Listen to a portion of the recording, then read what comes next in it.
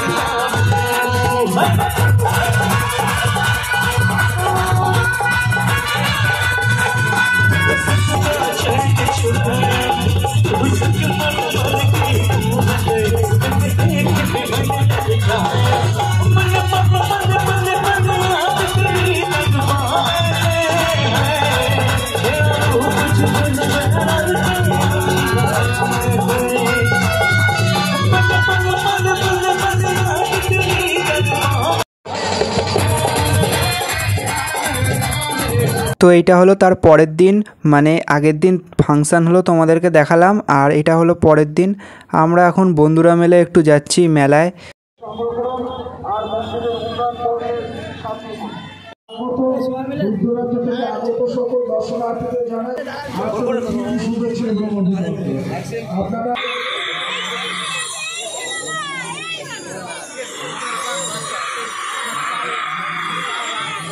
তো গাইজ এখন আমরা সবাই মেলায় এসেছি, এটাও দেখতে পাচ্ছ।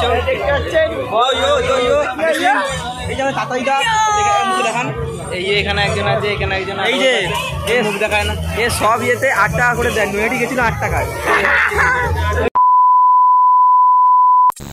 এটা হলো তার পরের দিন, মানে ফার্স্টের দিন ফাংশান হলো, তারপরের দিন আমরা মেলায় আসলাম বন্ধুরা মিলে। আর এইটা হলো তার পরের দিন। আজকে হলো মেন পুজো, যে রক্ষাকালী পুজোটা হয় আজকে, সেই পুজোটা।